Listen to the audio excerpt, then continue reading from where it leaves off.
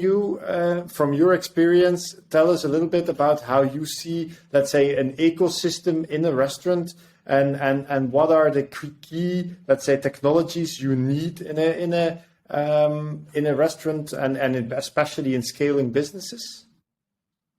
The key technology I think you need is the key decisions, and again, from my perspective, the key decisions should be as close to the guest as possible. I mean, I would like to see technology replace processes, meetings, even overhead counts. If you can give the restaurant manager or the general manager, the person responsible for the running of the day-to-day business, the chance to solve recruitment themselves, contract themselves, procurement themselves, do the end of month themselves, do the analytics of the business themselves.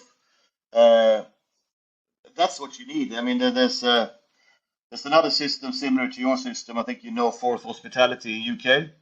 Absolutely, yes. I worked with that before, and I mean, I know your platform, so which I will get more familiar tomorrow. But this is what's also missing on the European market. We don't have this 360 solution platforms on the European market at the moment. Well, you guys are building it, and it's coming together nicely. You have a broad offer, but it's not on the Nordic market. I guess you're coming into the Nordic market, but on the Nordic market, the 360 solution isn't there, as it is with if you look at the Fourth Hospitality working in the London chain, for example, then you have a general manager that can control their business and run it. You don't need that big overhead, and by doing it, you can also have a manager. The challenge in the Nordics, for example, is that we lose a lot of people that will come into their 30s. There will be when they're becoming parents, or for some other reasons can't work evenings or weekends. Then you lose a lot of experience. If you have the technology platform where you can actually run everything from the restaurant, then you can offer these restaurant experts the chance of working Monday to Friday, and then they can focus on ordering, scheduling, forecasting, budgeting, menu engineering,